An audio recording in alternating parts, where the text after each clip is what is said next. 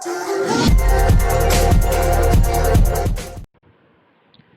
मेरे पास कुछ वायर्स हैं। हाँ, तो मैं ये कह रहा था कि मेरे पास ये जैसे कुछ वायर्स हैं और ये जंक्शन है। जंक्शन का मतलब होता है जहाँ पे थ्री और मोर देन थ्री टर्मिनल्स आके मिलते हैं। मोर देन थ्री की बात कर रहे हैं, थ्री और मोर देन थ्री, टू नहीं। जैसे ये अगर एक वायर आ रहा है और ये एक वायर चला गया तो ये टू वायर हुआ, तो ये जंक्शन नहीं होगा। कम से कम तीन वायर वहाँ पे होने चाहिए। तो एटलीस्ट थ्री वायर अगर किसी पॉइंट पे मिलते हैं तो उसको हम लोग बोलते हैं जंक्शन। ठीक है, तो यहाँ पे ये एक जंक्शन है, this is the point P. अगर हम ले लें तो ये जंक्शन है। देख रहे हैं कि there are three current, I1, I2 and I3. These are the three current approaching toward the junction, and there are two current I4 and I5 are leave from the junction. ये junction से दूर जा रहे हैं। ठीक है, तो यहाँ पे हम लोगों का जो जंक्शन रूल है वो ये कहता है कि the net current at the junction is zero. The net current at the junction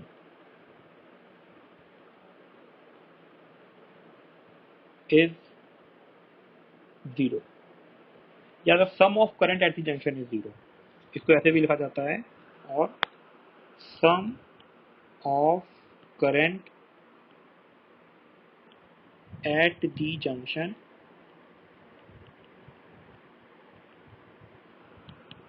is zero. ये दोनों एक ही चीजें हैं, मतलब summation of I is equal to zero. ये हमारे पास फर्स्ट रूल है, जंक्शन रूल है। अब इसमें कुछ चीजें याद रखने वाली चीजें हैं कि जो करंट जंक्शन की तरफ जा रही है और जो करंट जंक्शन से दूर जा रही है, उन दोनों का हम लोग अलग अलग नाम रखते हैं, अलग अलग हम लोग साइन से डिनोट करते हैं। तो उसके लिए हम लोग क्या करते हैं, इसको हम लोग कुछ दूसरे पेज में लिखें तो ये भी लिखा जा सकता है कि in a circuit at any junction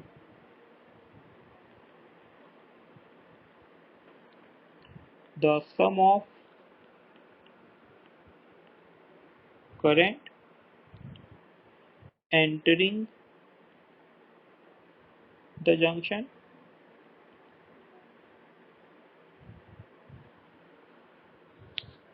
must equal to the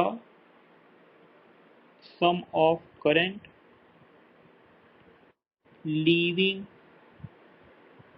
the junction।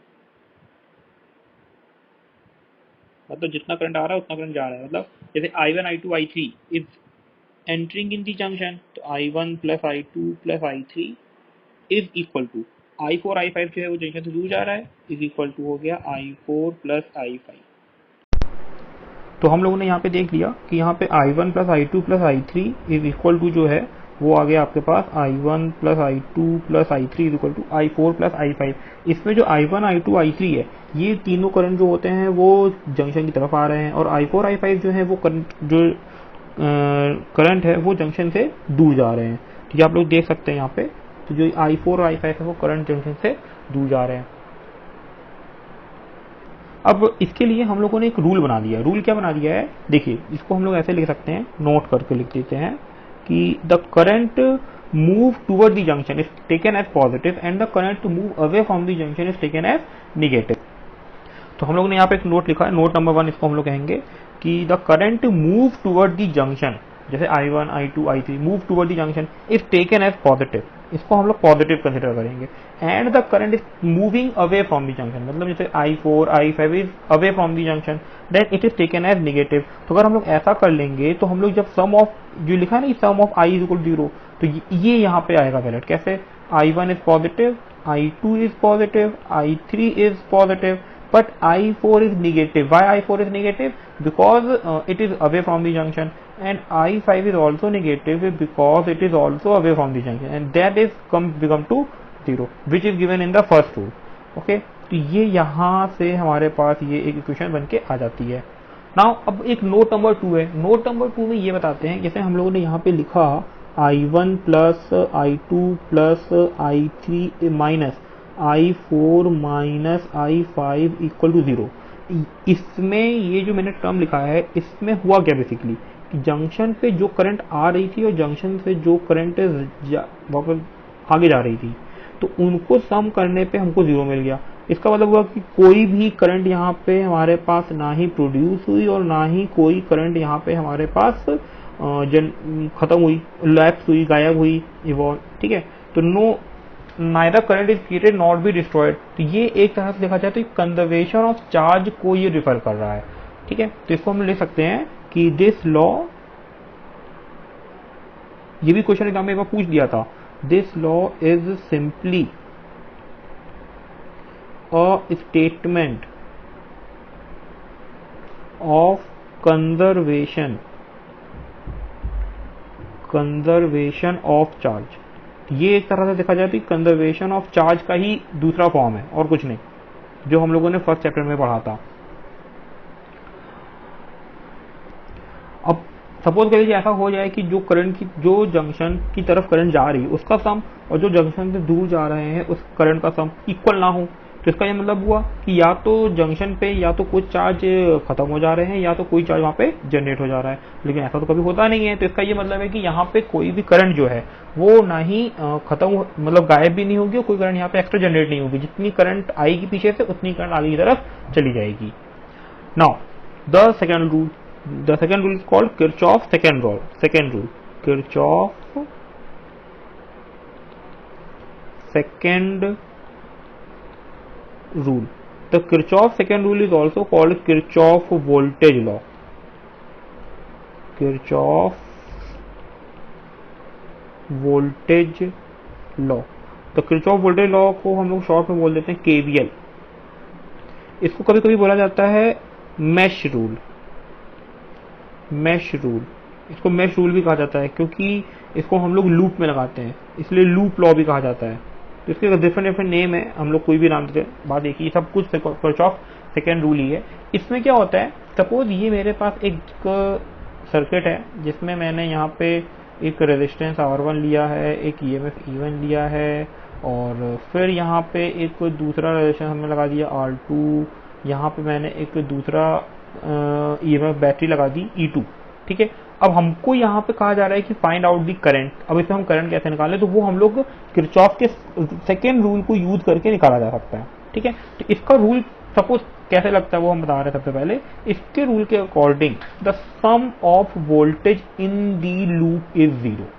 ठीक है, इसको हम लोग क्या बोल देते हैं, the some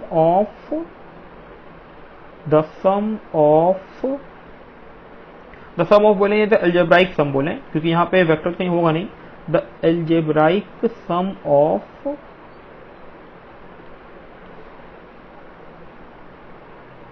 changes in potential बोले या पोटेंशियल डिफरेंस बोले, पोटेंशियल इन कंप्लीट लूप और मैश का मतलब होता है closed loop that is zero, that is summation of V is equal to 0।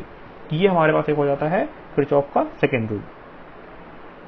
अब किरचॉफ का जो सेकेंड रूल है इसको हम लोग एक और नाम से भी सही समझ सकते हैं। जैसे हम लोगों ने जंक्शन रूल देखा तो वो तो statement of conservation of charge हो गया, तो इसी तरह से जो किरचॉफ का सेकेंड रूल है वो हमारे पास होता है कंजर्वेशन ऑफ एनर्जी। तो लिख सकते हैं this law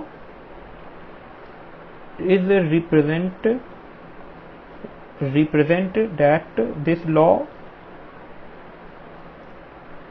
represent conservation of energy।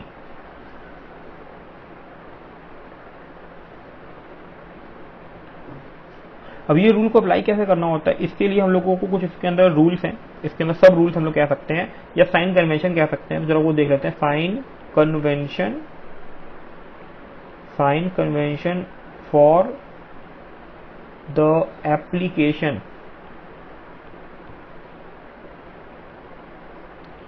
Of Kirchhoff voltage law. तो इसका जो रूल क्या है वो देखते हैं हम लोग। तो पहला रूल क्या है, तो देखिए इसको यही याद रखना है हमको। इसमें पहला रूल क्या है कि अगर आपके पास मान लीजिए कि एक सर्किट है जिसमें एक 2 पॉइंट है ए और बी, ठीक है, यहाँ पे एक रेजिस्टेंस है आर और यहाँ पे एक करंट है जो ए टू बी जा रही है, ठीक है, ये करंट आई जा रही है ए टू बी। तो इसमें हम लोग जो लिखते कैसे हैं वो सबसे इंपॉर्टेंट है। देखिए हम लोग ए टू बी लिख रहे हैं, तो जहां तो शुरू करेंगे पहले वहां का पोटेंशियल लिखेंगे वी ए। अब हम लोग कहाँ जाएंगे, रेजिस्टेंस के अक्रॉस जाएंगे। तो रेजिस्टेंस के अक्रॉस जाते समय ये ध्यान देना है कि करंट के अलॉन्ग जा रहे हैं कि करंट के अपोजिट। अगर करंट के अलॉन्ग जा रहे हैं तो उसके अक्रॉस वोल्टेज आई आर आएगा लेकिन निगेटिव में आएगा, और जहां पे एंड करेंगे उस पे हम लोग लिख देंगे is equal to V B. ये आपको ध्यान देना है। जहां से शुरू किया मैंने वहां का पोटेंशियल लिखा मैंने सबसे पहले, फिर माइनस लगाया क्योंकि हम लोग करंट के अलॉन्ग जा रहे हैं, फिर इज इक्वल टू लगा के जहां पे एंड करेंगे उसका पोटेंशियल लिख देंगे वी बी। सिमिलरली अगर सपोज कर लीजिए कि एकदम सेम सर्किट है मेरे पास, हम लोग अब बी टू ए जाना चाहते हैं बस और कुछ नहीं। हमने यहाँ पे ए लिखा, यहाँ पे बी लिखा, अभी भी करंट उसी की साइड में जा रही है ए टू बी, लेकिन हम अब बी टू ए मूव करेंगे। अगर हम अब बी टू ए मूव करेंगे तो अब हम करंट के अपोजिट जाएंगे। जब करंट के अपोजिट जाएंगे तो पोटेंशियल डिफरेंस जो है वहां पे हम लिखेंगे प्लस में। तो यहाँ पे potential difference plus I R is equal to, अब क्योंकि ए पे रुकेंगे, is equal to V A, ये लिखा जाएगा। इन शॉर्ट अगर हम ध्यान दें तो इन शॉर्ट हमारा मतलब ये है कहने का कि अगर हम करंट के अलोंग जा रहे हैं तो हमको माइनस आई आर लिखना है, और अगर हम करंट के अपोजिट, देखिए हम लोग करंट के अलोंग जा रहे थे, दूसरे वाले में हम लोग करंट के अपोजिट जा रहे हैं। जब करंट के अपोजिट जाएंगे तो वहां पे सिर्फ आई आर लिखेंगे। तो करंट के अलोंग जाने पे नेगेटिव और करंट के अपोजिट जाने पे positive. Now similarly rule number 2, अगर हमारे पास कोई सेल है जिसका ईएमएफ ई है, यहाँ पे टर्मिनल ए है, यहाँ पे टर्मिनल बी है, तो यहाँ पे भी ध्यान क्या देना है कि जिस टर्मिनल से हम लोग बाहर निकलेंगे उस टर्मिनल का साइन इंक्लूड करेंगे ईएमएफ के साथ। कैसे, अगर हम ए टू बी जाएं, सपोज करिए हम लोग ए टू बी की तरफ जाएं, तो हम लोग जब ए टू बी की तरफ जाएंगे तो लिखेंगे V A minus E is equal to V B. कैसे लिखा मैंने, ए से शुरू किया इसलिए वी ए। अब हम लोग यहाँ से जब जाएंगे ए टू बी, तो हम लोग ए टू बी जाते समय हम लोग इससे एंट्री करेंगे और इस वाले टर्मिनल से बाहर निकलेंगे। तो नेगेटिव वाले से बाहर निकलने की वजह से हमने यहाँ पे माइनस ई लिया हुआ है, और बी पे रुक जाएंगे इसलिए is equal to V B लगा दिया। अगर हम उल्टा जाएं बी टू ए, अगर हम बी टू ए आएंगे तो क्या हो जाएगा हमारे पास, बी टू ए आने पे हमारे पास ये कुछ उल्टा हो जाएगा। कैसे हो जाएगा, बी टू ए आने पे अब बी से शुरू करेंगे तो V B plus E is equal to V A. मतलब हमने, अगर हम लोग निगेटिव टर्मिनल से बाहर निकल रहे होंगे तो बैटरी के लिए निगेटिव साइन लेंगे, और पॉजिटिव टर्मिनल से बाहर निकल रहे होंगे तो बैटरी के लिए पॉजिटिव साइन कंसीडर करेंगे। एक और सबसे इंपॉर्टेंट बात क्या है, नोट डाल के यहाँ पे हम बता दे रहे हैं कि वाइल क्रॉसिंग बैटरी और cell we do not take current, we do not consider current. हमको करंट से कोई मतलब नहीं है। मतलब कि अगर मान लीजिए यहाँ पे कोई करंट फ्लो कर भी रही होती, जैसे आई करंट अगर फ्लो कर भी रही है तो भी हमें उस आई से कोई मतलब नहीं है, क्योंकि बैटरी के अक्रॉस हमको वोल्टेज पहले से पता ही है। तो करंट का मतलब जो होगा वो सिर्फ और सिर्फ हमारे पास एक रेजिस्टेंस से होगा। जब रेजिस्टेंस के अक्रॉस क्रॉस करेंगे तभी हम लोगों को करंट को ध्यान में रखना है, अदरवाइज हमको करंट को ध्यान में नहीं रखना है। कभी कभी क्या होता है हमारे पास कि हमको सर्किट में कैपेसिटर भी लगा हुआ मिल जाता है। सपोज कर लीजिए हमको एक ये कैपेसिटर मिल गया लगा हुआ, आपको सर्किट में कैपेसिटर लगा हुआ भी मिलेगा क्वेश्चन में। तो इस पे क्या होगा कि अगर हम लोग जैसे ये मान लीजिए ये पॉजिटिव टर्मिनल है और ये निगेटिव टर्मिनल है और इसके ऊपर चार्ज क्यू है, तो अगर हम लोग ए टू बी और बी टू ए फिर से जाना चाहेंगे तो ए टू बी जाएंगे तो फिर से वही जैसे बैटरी में क्या काम किया है, उसी टर्मिनल का चार्ज कंसिडर करेंगे जिस टर्मिनल से बाहर निकल रहे होंगे। जैसे अगर हम लोग ए टू बी जा रहे हैं तो ए टू बी जाएंगे तो लिखेंगे पहले वी ए। अब हम लोग पॉजिटिव से बाहर निकलेंगे क्योंकि निगेटिव से एंटर कर रहे होंगे पॉजिटिव से बाहर, तो प्लस जो चार्ज होगा, जो वोल्टेज होगा दोनों प्लेट के बीच में वो होगा Q by C, plus Q by C is equal to V B लिख देंगे। सिमिलरली अगर हम लोग बी टू ए जाए तो हम लोग जब बी टू ए जाएंगे तो लिखेंगे V B minus Q by C is equal to V A. क्यों वी ए, क्योंकि हम लोग अब वी ए पे खत्म करेंगे, ए पॉइंट पे एंड होंगे हम लोग। तो ये तीन हमको रूल अच्छे से याद रखने हैं जिसमें हम लोगों को मतलब कैसे वोल्टेज लगाना है और कैसे हम लोगों को लिखना है वो हम लोगों को मालूम चलेगा। इसके अलावा अब दोनों किरचॉफ लॉ लगा के हम लोग कैसे क्वेश्चन सॉल्व करते हैं वो देखते हैं। Steps to solve numerical by using Kirchhoff rule. There are some specific steps. Now the step 1, find out minimum number of loops. Find out minimum number of loops such that all component are involved. मतलब ये कि अगर जितने भी मतलब हमारे पास जो circuit है उस सर्किट में जितने भी कंपोनेंट्स लगे हैं उन सारे कंपोनेंट्स को हम लोग ले सकें। इतने आप लोग लूप चूज कर लीजिए। अब जितने लूप उतने number of current, as many number of loops as current are there. जितने लूप उतने करंट आर देयर। जैसे 5 लूप 5 करंट, 2 लूप 2 करंट, इस तरह से जितने नंबर ऑफ लूप्स होंगे उतने हम लोग करंट लेंगे। ठीक है, सपोज हम लोगों ने एक ये ले लिया। यहाँ पे ये हम लोगों के पास एक सर्किट है और इस सर्किट के बेस पे हम लोग को करंट निकालना है मान लीजिए। तो हम लोग इस सर्किट में कैसे लगाएंगे वो आप देखिए कि this is our circuit, this is EMF E1, this is EMF E2, this is resistance R1, this is resistance R2 and this is resistance R3। ठीक है, अब हमको यहाँ पे नहीं पता है कि what is the direction of current। तो पहले हम लोग देखेंगे कि what is the number of loop। तो यहाँ पे हमारे पास जो नंबर ऑफ लूप है वो कितने हैं, there are the 2 loops। तो मैंने यहाँ पे 2 लूप्स ले लिए। ठीक है, अब यहाँ पे कहा जा रहा है कि as many number of loop as current are there। यहाँ पे 2 लूप है तो यहाँ पे दो करंट होंगे। कौन कौन से, I1 एंड I2। ठीक है, तो यहाँ पे हमने 2 करंट ले लिया, I1 एंड I2। अब जो हमारा तीसरा स्टेप है वो क्या है, देखिए step 3, apply Kirchhoff current law.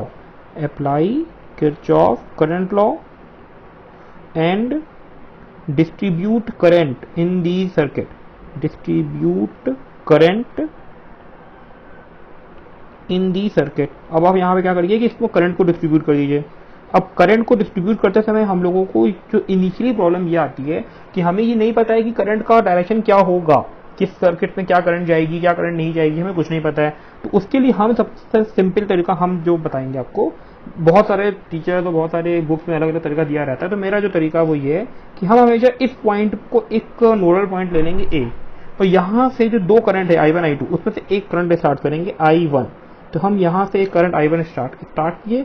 ये करंट स्टार्ट करने के बाद ये पूरी करंट इसमें जाएगी, फिर इस बैटरी के अंदर एंट्री करेगी, बैटरी के निगेटिव से बाहर निकलेगी, इस रेजिस्टेंस से होते हुए वो इस एंड तक आएगी, इस टर्मिनल तक। ठीक है, तो यहाँ पे आ गई करंट I1। एक हम और करते हैं, यहाँ पे हम सब जंक्शन का नाम रख देते हैं, जैसे कि हाँ, तो ये A से B, B से C रख गई। जब वो C पे जाएगी तो C पे एक जंक्शन है। अब हमको पता है कि जंक्शन पे नेट करंट 0 होनी चाहिए। तो नेट करंट 0 होने के लिए हम क्या करेंगे यहाँ पे कि इसमें से एक करंट हम इस तरफ फ्लो करा देंगे, डेट इज I2, क्योंकि मेरे पास 2 करंट है I1 I2। तो मैंने क्या किया, यहाँ से I1 I और उसमें से I2 को मैंने इधर फ्लो करा दिया FCF की तरफ। अब उसके बाद जो रिमेनिंग अमाउंट ऑफ करंट होगी, जैसे कि वो हो गई सपोज कर लीजिए I1 माइनस I2, तो इसको आप जो है वो C से D की तरफ लेके आएंगे और ये वापस I1 माइनस I2 पूरी यहाँ तक आएगी। और ये F तक आने के बाद और जो हमारे C से आ रही है वो I2 आ रही है, और ये दोनों I2 और I1 माइनस I2 दोनों मिलके वापस I1 बना लेंगे और वो हमारे A तक पहुंच जाएंगी। तो इससे हमको ये मालूम चलेगा कि पूरे सर्किट में करंट का डिस्ट्रीब्यूशन अच्छे से हो गया। अब जंक्शन पे आप ये चेक कर लीजिए कि नेट करंट 0 है कि नहीं। जैसे मान लीजिए एट C हमने चेक किया, एट C, तो C पे हमको पता है कि the current which is toward the junction is positive, तो यहाँ पे I1 पॉजिटिव होगा। Just current moving away from junction is taken as negative, तो C में जो I2 है वो अवे जा रही है तो वो माइनस हो गया। सिमिलरली I1 माइनस I2 भी नेगेटिव में होगा। इसको सॉल्व करके देखिए क्या आएगा, तो I1 minus I2 minus I1 plus I2, solve करिए कितना आ रहा है देखिए जरा, तो I1 से I1 कैंसिल, I2 से I2 cancel, that is equal to 0। That में इस सी जंक्शन पे हमारा जो नेट करंट है वो 0 है। सिमिलरली तो अगर हम लोग एफ की बात करें तो एफ के ऊपर भी जो नेट करंट आएगी वो 0 आएगी, क्योंकि यहाँ पे भी I2 और I1 माइनस I2 के मिलने के बाद I1 बन रही है। ठीक है, इस तरह से हम लोग यहाँ पे करंट को डिस्ट्रीब्यूट कर लेते हैं। इसके बाद हम लोग क्या करते हैं कि हम लोग अब लूप लेके कई काम करते हैं। ठीक है, एक पर्टिकुलर लूप लेके कई काम करेंगे। That is the step 4 sorry. Now consider a loop and apply Kirchhoff voltage law to write an expression। अब हम लोग यहाँ पे एक नया मतलब एक लूप लेंगे, उस लूप पे लिख देंगे और उस लूप में हम लोग किरचॉफ वोल्टेज लॉ लगाएंगे। कैसे लगाएंगे, मैंने लिया, सपोज कर लीजिए apply Kirchhoff voltage law in loop A B C F A। अब ये ध्यान दीजिएगा मैंने कहां से शुरू किया कहां पे एंड किया। मैंने A से B पे जाऊंगा, B से C पे जाऊंगा, C से F पे जाऊंगा, F से वापस मैं A पे जाऊंगा। ठीक है, मैं A पे वापस क्यों जाऊंगा वो अभी एकदम आपको जस्ट अभी समझ में आ जाएगा, मैं कुछ क्वेश्चन खोलूंगा उसके बाद। ठीक है, तो अब इसके बाद मैंने आपको वो तरीका बताया हुआ है कि कैसे किरचॉफ वोल्टेज लॉ में वोल्टेज लिखना होता है। तो यहाँ पे देखिए A से शुरू करूंगा, जहां से शुरू करेंगे वहां का वोल्टेज, तो A से शुरू करेंगे इसलिए पहले VA, हमेशा जहां से शुरू करेंगे वहां पे VA। अब आगे बढ़ेंगे हम लोग हमेशा, तो मैं इसको ब्लू पेन से लिखता हूं जिससे आपको अलग से समझ में आएगा पूरा। हाँ, तो मैंने पहले लिखा VA, हम A से शुरू कर रहे हैं। अब A से शुरू करने के बाद हम गए बैटरी E1 पे। अब हम बैटरी के E1 में पॉजिटिव से एंट्री करेंगे, निगेटिव से बाहर निकलेंगे। तो जिस टर्मिनल से बाहर निकलते हैं बैटरी के, उस टर्मिनल का साइन लेते हैं। तो यहाँ पे -E1 हो जाएगा। क्यों हो जाएगा -E1, क्योंकि हम बैटरी के निगेटिव टर्मिनल से बाहर निकल रहे हैं। अब हम जब आगे जाएंगे तो हमको मिलेगा एक रेजिस्टेंस जो R1, तो इसके अक्रॉस जो वोल्टेज होगा वो होगा IR1, क्योंकि करंट I1 जा रही है, रेजिस्टेंस R1 है, तो पोटेंशियल डिफरेंस हो गया I1R1। अब जो ये पोटेंशियल डिफरेंस है ये निगेटिव में लेना है कि पॉजिटिव में, तो उसका भी सिंपल तरीका है, याद रखना है करंट के अलोंग जाएंगे तो निगेटिव, करंट के अपोजिट जाएंगे तो पॉजिटिव। तो हम जा भी रहे हैं करंट के अलोंग और करंट, तो यहाँ पे हो जाएगा -I1R1। अब हम लोग नीचे की तरफ आएंगे। अब देखिए R1 से यहाँ पे आए तो यहाँ पे कुछ नहीं है, यहाँ पे भी कोई बैटरी नहीं है, कुछ नहीं है। अब हमको जाना कहाँ है, A B C तक आ चुके हैं, F पे जाना। अब हमको F की तरफ जाना है, तो हम लोग अब इसके अंदर घूम जाएंगे। अब जब इसके अंदर घूमेंगे तो यहाँ पे हमको एक रेजिस्टेंस मिलेगा R2 जिसमें करंट जा रही है I2, तो वोल्टेज हो गया I2R2। ठीक है, अब ये I2R2 फिर भी निगेटिव होगा, क्योंकि करंट के अलोंग हम लोग जा रहे हैं, I2R2। अब हम लोग बैटरी के निगेटिव टर्मिनल से एंट्री करेंगे और पॉजिटिव से बाहर निकलेंगे। जब पॉजिटिव से बाहर निकलेंगे तो प्लस साइन लेंगे, +E2। हमने बताया है कि बैटरी में जब क्रॉस करते हैं तो करंट का कोई मतलब नहीं होता, करंट हम लोग कंसिडर नहीं करते हैं क्योंकि वहां पे हमको डायरेक्ट वोल्टेज मिल जाता है, तो मैंने डायरेक्ट वोल्टेज ले लिया E2। अब यहाँ से हम लोग फिर कहाँ जाएंगे, F पे जाएंगे। अब कोई भी कॉम्पोनेंट नहीं है, फिर ऊपर की तरफ जाएंगे वापस A पे, फिर से कोई कॉम्पोनेंट नहीं है, तो हमको वापस पहुंचे जहाँ पे तक हमको जहाँ से शुरू किए थे, जहां से शुरू किए थे वहां पहुंच गए लास्ट पॉइंट पे। तो लास्ट पॉइंट को लिखने का तरीका है इज इक्वल टू, जहां पे पहुंचे हैं, जहां पे रुके हैं, उसको हम लोग फिर इज इक्वल टू के राइट में लिखते हैं। अब दिख रहा है कि VA से VA कैंसिल हो जाएगा क्योंकि भाई दोनों सेम पोटेंशियल पे हैं। तो ये मेरे पास फर्स्ट लूप के लिए इक्वेशन बन गया। This is the equation for loop number 1। This is your first equation. ठीक है, नाउ अब हम लोग क्या करेंगे कि हम लोग स्टेप 4 फिर से लगाएंगे, मतलब कि किरचॉफ वोल्टेज लॉ फिर से लगाएंगे इन सेकेंड लूप। तो फिर से लिखेंगे apply Kirchhoff voltage law in loop. हमेशा वो लूप पूरा लिखना होगा जिस लूप में हम लोग अप्लाई कर रहे हैं। जैसे हम लोग अप्लाई करेंगे, ये आपके ऊपर है कि आप कहाँ से स्टार्ट करते हैं और कहाँ पे एंड करते हैं, ये आपके ऊपर डिपेंड करता है। मैं हमेशा यहाँ से स्टार्ट करता हूँ, तो मैं लिखूंगा FCDEF। तो मैंने F से शुरू किया और वापस मैं F पे रुक गया। तो फिर से हम लोग अप्लाई वोल्टेज लॉ अप्लाई करते हैं। तो वोल्टेज लॉ अप्लाई करने के लिए मुझे क्या क्या चाहिए, मुझको चाहिए कि वोल्टेज सब जितने भी कंपोनेंट है सबके अक्रॉस वोल्टेज काउंट करके हमको लिख देना है सिर्फ। तो मैं एफ से शुरू करूंगा तो मैं लिखूंगा पहले वी एफ।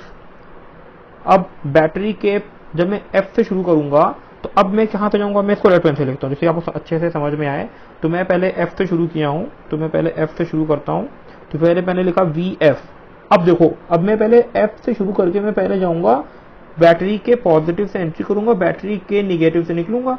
जब मैं निगेटिव से निकलूंगा तो मैं यहाँ पे इसका वोल्टेज ले लूंगा E2। अब फिर से मैं इधर की तरफ जाऊंगा। अब जब मैं इधर की तरफ जाऊंगा तो जरा देखिए I2 जो है वो जा रही है लेफ्ट और हम जा रहे हैं राइट। तो पोटेंशियल डिफरेंस अक्रॉस R2 जब लिखेंगे तो वो पॉजिटिव में लिखेंगे। क्यों? क्योंकि करंट के अपोजिट जा रहे हैं। तो यहाँ पे लिखा जाएगा प्लस I2 R2। फिर मैं यहाँ गया तो यहाँ पे कोई कंपोनेंट नहीं है, यहाँ पे कोई कंपोनेंट नहीं है। हाँ, अब मुझे यहाँ पे फिर से एक कंपोनेंट मिला, क्या? R3। तो R3 में जो करंट जा रही है वो क्या जा रही है, I1 माइनस I2। तो यहाँ पे जो पोटेंशियल डिफरेंस मिलेगा वो मिलेगा I1 minus I2 into R3।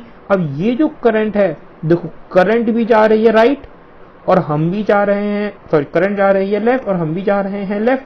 तो यहाँ पे फिर से जो इसके अक्रॉस पोटेंशियल डिफरेंस होगा वो माइनस ले लेंगे। तो ये हो जाएगा minus I1 minus I2 into R3। ये ब्रैकेट में लगाना बहुत जरूरी है और माइनस ब्रैकेट के बाहर लगाएंगे। फिर हम वापस यहाँ से ऐसे आएंगे और फिर हम वापस कहाँ पहुंच जाएंगे, F पे। तो वापस जब F पे पहुंचेंगे तो उसको लिख लेंगे इज इक्वल टू VF। तो ये VF से ये VF फिर से कैंसिल हो गया। तो ये मेरा एक इक्वेशन आ गया, minus E2 plus I2 R2 minus I1 minus I2 into R3 equal to 0। This is your equation number 2। अब ये हमको दो इक्वेशन मिल गए, एक यहाँ मिला और एक पीछे मिला था। तो मैं दोनों इक्वेशन लिख लेता हूँ और फिर हम दोनों को सॉल्व कर लेंगे। तो हमारे पास दो अननोन थे I1 I2, वो हम सॉल्व करके निकाल लेंगे। ये मेरा हो जाएगा step 5। Step 5, after finding out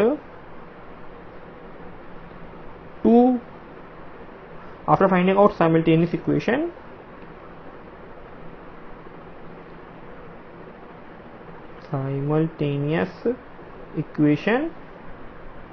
solve it to find the value of unknown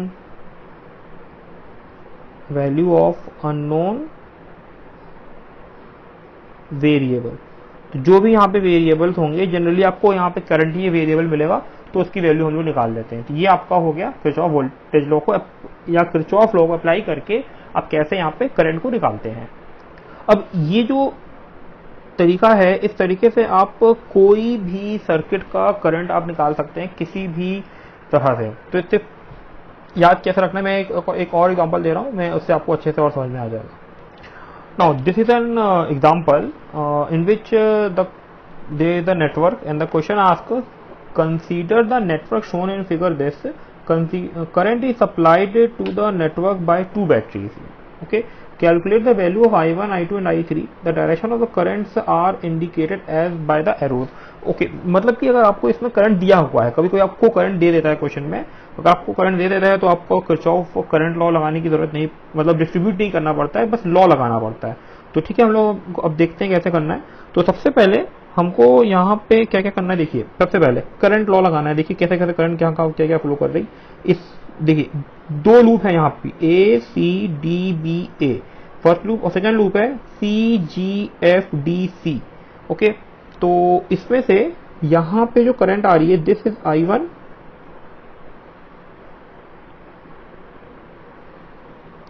ये जो करंट आ रही है I1, इसमें एक करंट आ रही है I2, इसमें से ये करंट आ रही है I2 और एक करंट इसमें जा रही है I3। ठीक है, तो अब देखिए जो जंक्शन C है, एट जंक्शन C यहाँ पे I1 और I2 टूवर्ड द जंक्शन है और I3 अवे फ्रॉम जंक्शन है। तो हम लोग यहाँ पे लिख सकते हैं I1 plus I2 is equal to I3। ठीक है, ये हमारा पहला इक्वेशन बन गया। ये हमने कैसे लगाया, बाय किरचॉफ करंट लॉ। ठीक है, अब हमको लगाना है किरचॉफ वोल्टेज लॉ। तो लिखेंगे apply Kirchhoff voltage law in loop, उस लूप का नाम लिखना बहुत जरूरी है। तो मैं लूप लिख रहा हूं ACDBA, ACDBA। तो दिस इज अवर लूप। अब हम ए से शुरू करेंगे और वापस ए पे आएंगे। तो ए से जब शुरू करेंगे लिखेंगे VA। अब ए से सी तक तो कोई भी कंपोनेंट है ही नहीं, सी से डी तक में I3 है, और यहाँ पे तो VA से शुरू किया तो हमने VA, ए से सी तक कुछ नहीं है। अब सी से जब नीचे की तरफ जाएंगे डी की तरफ, तो यहाँ पे 2 ओम का एक रेजिस्टेंस और इसमें करंट जा रही है I3, तो यहाँ लिखेंगे -2I3। फिर अब डी से बी तक कोई भी कंपोनेंट नहीं है। जब डी से ए की तरफ जाएंगे तो डी से ए की तरफ जाने पे हमको बैटरी मिलेगी। बैटरी जो है निगेटिव से एंट्री करेंगे, पॉजिटिव से बाहर निकलेंगे, तो +12। फिर करंट ऊपर की तरफ जा रही है I1, यहाँ पे I1 करंट है जो ऊपर की तरफ जा रही है, तो इसमें जो वोल्टेज आएगा वो आ जाएगा -5I1 equal to VA। -5I1 क्यों? क्योंकि करंट के लॉन्ग जा रहे हैं, तो VA से VA कैंसिल, तो -2I3 + 12 -5I1 इक्वल टू 0, या 12 is equal to 2I3 + 5I1। ठीक है, this is your equation number 1। इसी तरह से हम लोग अब सेकंड वाले लूप के लिए काम करेंगे, तो लिखेंगे apply Kirchhoff voltage law in loop CGFDC। जहां से शुरू करेंगे वहीं पे खत्म करना होता है लूप के अंदर। तो फिर से सी से करेंगे तो लिखेंगे VC। फिर अब हम सी से जा रहे हैं जी की तरफ, तो सी से जी तक कुछ नहीं है। अब हम जाएंगे जी से एफ की तरफ। जब हम जी से एफ की तरफ जाएंगे तो करंट जा रही है ऊपर, हम जा रहे हैं नीचे, तो जो पोटेंशियल डिफरेंस लिखेंगे वो पॉजिटिव भी हो जाएगा, +3I2। अब इसी तरह से हम लोग बैटरी के पॉजिटिव से एंट्री करेंगे और निगेटिव से बाहर निकलेंगे। तो जब बैटरी के निगेटिव से बाहर निकलेंगे तो उसका पोटेंशियल डिफरेंस माइनस में ले लेंगे, फिर उसका EMF माइनस में लिया। फिर हम लोग इधर जाएंगे, फिर F तक कुछ नहीं है, फिर हम जाएंगे इस साइड में। अब जब हम D to C जाएंगे तो फिर से करंट के अपोजिट जा रहे हैं, तो फिर से वहां पे लिखा जाएगा 2I3। फिर हम लोग C पे वापस पहुंच जाएंगे, तो C पे लिख दिया, तो VC से VC कैंसिल, तो यहाँ पे हमारे पास आ जाएगा 6 is equal to 3I2 + 2I3। This is your equation number 2। Sorry, ये इक्वेशन नंबर 2 होगा और ये वाला इक्वेशन नंबर 3 होगा। अब हम लोग इक्वेशन नंबर 1, 2, 3 को सॉल्व कर लें तो हमको यहाँ पे I1, I2, I3 की वैल्यू मिल जाएगी। जो आप सॉल्व कर लेंगे तो लिख लेते हैं by solving 1, 2 and 3 we get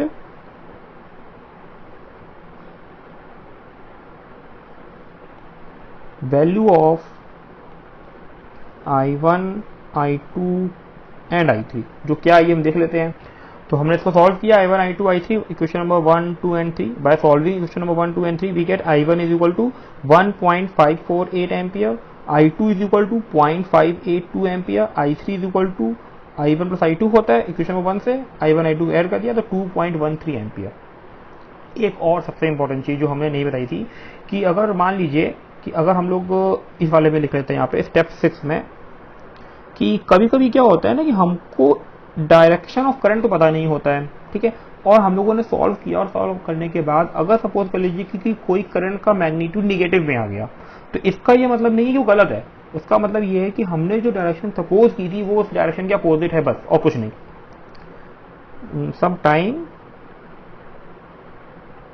sometime the answer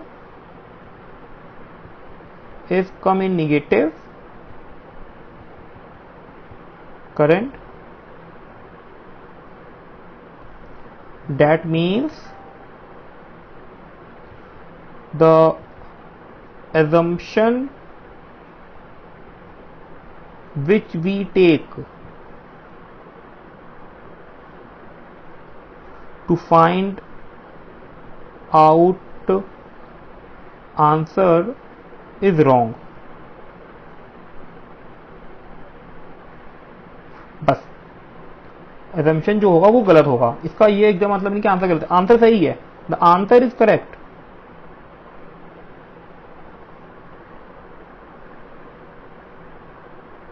answer में कोई प्रॉब्लम नहीं है, जो भी प्रॉब्लम है वो हमारी कहाँ पे प्रॉब्लम है, वो प्रॉब्लम है हमारी डायरेक्शन में। तो जो अगर मान लीजिए सपोज कर लीजिए कि हमारा I1 जो है वो आ गया -5-6 एम्पियर, तो इसका मतलब ये है कि जो डायरेक्शन हमने सपोज किया था वो डायरेक्शन इसके अपोजिट होगी, इसके अलावा कुछ नहीं। तो हम लोग जब भी आंसर देंगे तो वो सिर्फ और सिर्फ मैग्नीट्यूड में देंगे, निगेटिव या पॉजिटिव में आंसर नहीं देंगे, ठीक है।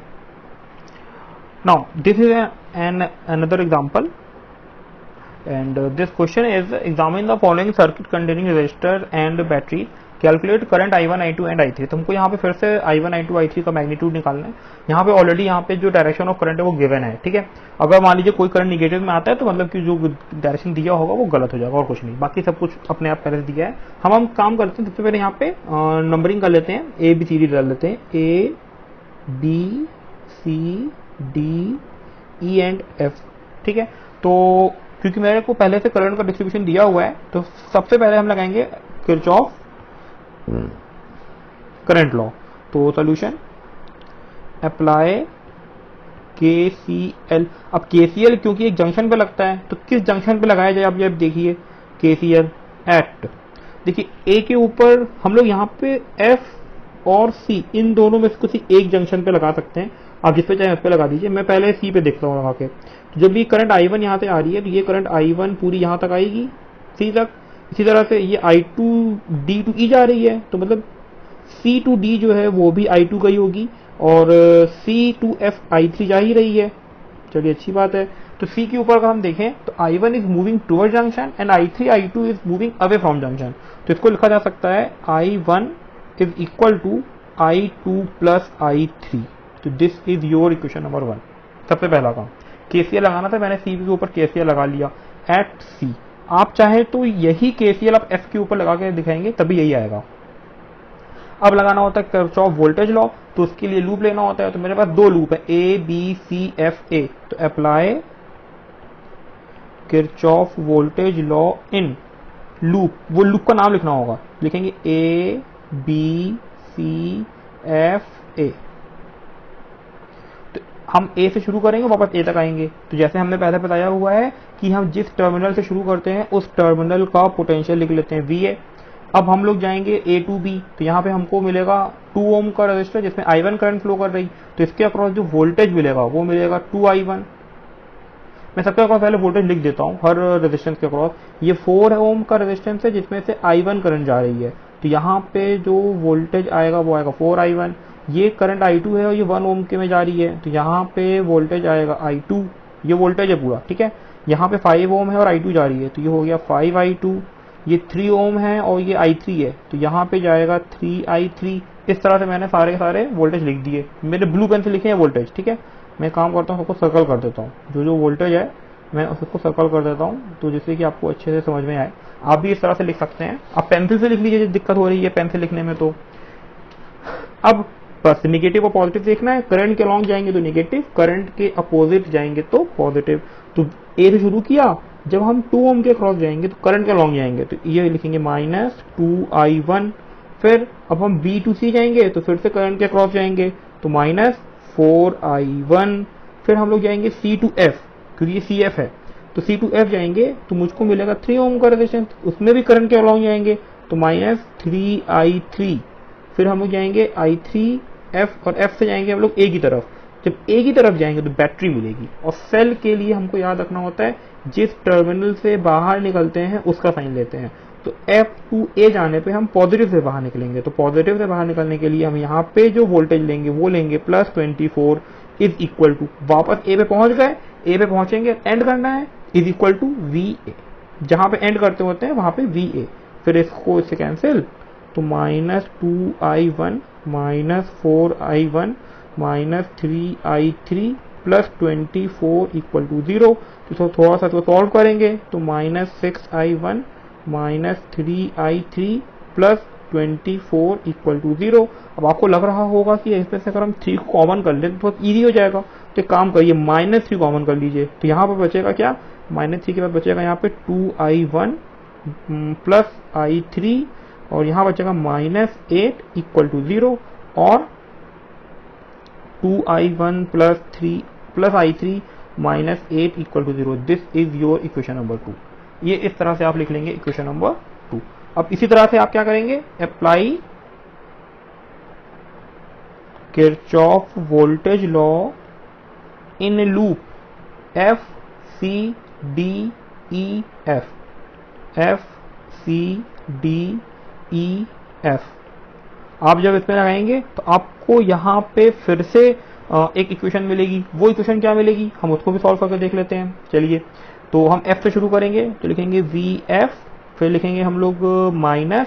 अब हम लोग देखिए, जब हम लोग एफ से सी की तरफ जाएंगे तो ये जो 3 ओम का रेजिस्टेंस है, हम उसके अपोजिट जाएंगे। अपोजिट जाने की वजह से वहां पे पोटेंशियल डिफरेंस पॉजिटिव हो जाएगा, तो +3i3 हो जाएगा यहाँ पे। फिर हम लोग जाएंगे सी से जाएंगे हम लोग डी की तरफ, तो वहां पे 1 ओम का एक रेजिस्टेंस मिलेगा, तो करंट के अलॉन्ग जाएंगे, तो फिर से यहाँ पे लिखेंगे -i2। और फिर हम लोग डी से ई की तरफ जब जाएंगे तो फिर से करंट के अलॉन्ग जाने की वजह से यहाँ पे लिखेंगे -5i2।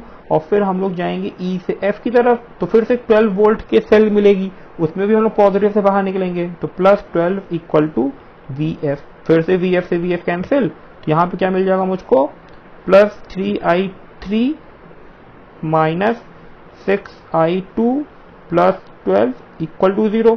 फिर से इसमें हम कुछ कॉमन कर लेते हैं, कुछ कॉमन हो जाएगा यहाँ पे, 3 कॉमन हो जाएगा। तो जब 3 को कॉमन करेंगे तो ये आएगा i3 -2i2 +4 = 0। तो ये मेरे पास एक थर्ड इक्वेशन बन गया, जिसको हम लोग कहेंगे इक्वेशन नंबर 3। अब हम लोगों को बस एक काम करना है कि हम लोग इक्वेशन नंबर 1, 2, 3 को सॉल्व कर लेंगे, और 1, 2, 3 को सॉल्व करके हम लोगों को हमारा आंसर मिल जाएगा। तो इसका आंसर क्या आएगा, मैं नेक्स्ट पेज करके देख लेता हूँ।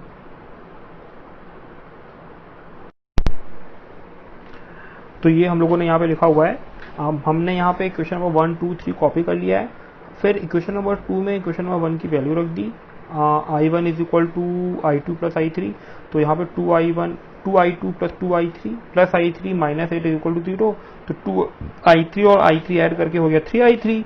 और फिर हमने क्या किया कि इक्वेशन नंबर 3 इसके नीचे लिखा और फिर दोनों को ऐड कर दिया। यह है ना -2i2 + i3 +4 = 0, तो ऐड किया, तो यहाँ से 2i2 और -2i2 कैंसिल, ये i3 ऐड होके यहाँ पे 4i3 -8 + 4 -4, सॉल्व किया तो i3 = 1 आ गया। अभी i3 को उठा के मैंने क्या किया, 2 में रख दिया, तो 2 में रखने से क्या आ गया, 2i1 + 1 -8, तो 2i1 -7 = 0, i1 = 7/2 या 3.5 एम्पियर। और i1 एंड i3 को हमने 1 में रखा, तो i1 i3 1 में रखने से क्या मिला मुझको, i2 = दिस। तो ये मेरे को तीनों आंसर i1 i2 i3 मिल गया। ठीक है, तो अब मैं आपको यहाँ पे एक असाइनमेंट दे रहा हूँ, आप किरचॉफ लॉ पे असाइनमेंट सॉल्व करिएगा, और जो फिर मैं आपको कल इसका आंसर दूंगा, और जो नहीं आ रहा होगा आप हमसे वो कमेंट बॉक्स में पूछिएगा, तो मैं आपको बताऊंगा। तो आज के लिए थैंक यू, पढ़ते रहिए, बढ़ते रहिए।